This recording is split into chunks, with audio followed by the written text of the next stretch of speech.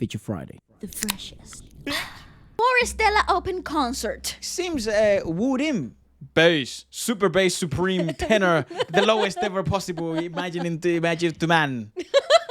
He's gonna enlist. So I think for the near future we won't get to see them as a quartet. But enlistments are usually what, a year and a bit. 2 years. 2 years. So he should be back. Hopefully soon. I'm sure he'll. With more muscle. Yeah, they usually come back quite beefy. This was very requested in an ultra vita, which means like in another life, like always. But this seems more like a concert. It was like a bigger crowd, not rather than a studio. television. Yeah. Oh. Never heard this song. Oh, Claudio Baglioni. We're gonna have to put the original at the end. Oh. I think if you do a cover of this quality in any language, right, as perfect as it's done, like in Spanish, Italian, French, I think you should get given them nationalities as well.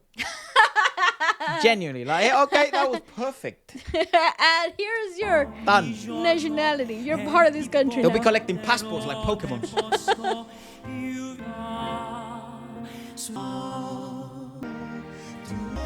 Oh my god, that is so nice. This is actually a really hard song, man. Yes.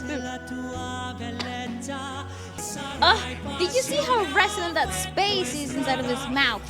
Do it again.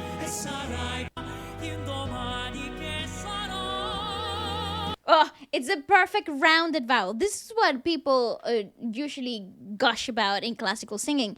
These rounded vowels. So what is important to emphasize though, with this technique, it's hard to commit to phonetically correct pronunciations because you're trying so hard to maintain the vowels very rounded, very warm, very forward.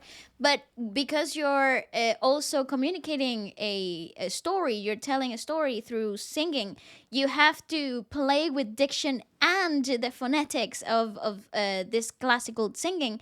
And it is a bit of like juggling.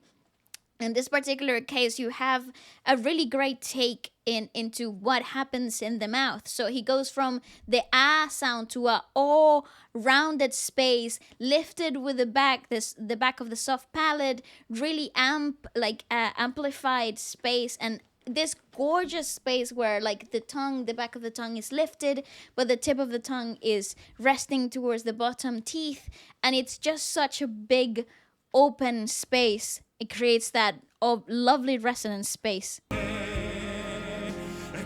This song is so hard. It's very difficult.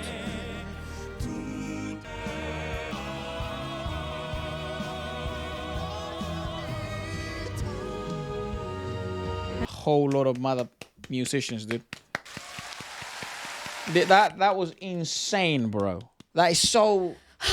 Technically speaking, it's one of the hardest songs they've ever done, and it's also not the most explosive of songs. Like I can't even talk. It's difficult for other reasons. Yeah, it's hard because of the complexity and the lack of a satisfying climax. In terms of like the song doesn't really grow to a belt, to an absolute astronomical note, or it doesn't work that way. So it works in a more consistent basis, but it's consistently difficult. So you're not working towards a high point in the song, you're working through difficulty throughout the whole song, which makes the body of work incredibly hard to navigate. This is the original. It's a much more pop ballad. It's a very Italian pop song, to be completely honest. It's actually one of those tracks that you hear very commonly done in Italian music. I actually think it's pinnacle Italy. Literally. In that, even in the disdain and the color of the voice, it's very much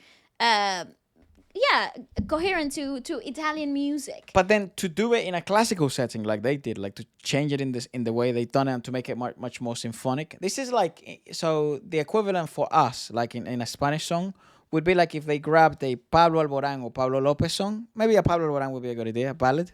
And then they turned it into classical music in a quartet with symphony. Yes. incredibly difficult. Very hard to do. And And not now I only- understand why it lacks sort of that big exertion, classical, climax in which most classical pieces do, because it is in a classical piece. Well, and the beauty of this arrangement though is the harmonies. They work in such great compatibility with one another that if you're not really paying too much attention to who's singing what, all you get is this warmth, this cloud, this depth of sound, and you can't really separate what part or what harmony or what section. It's magical.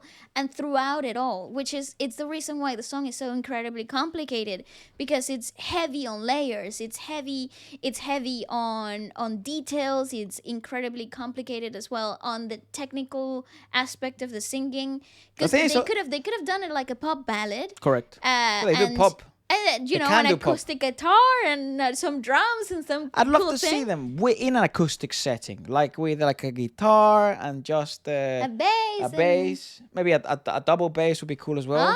Ooh, do you know what? Jazz. Jazz.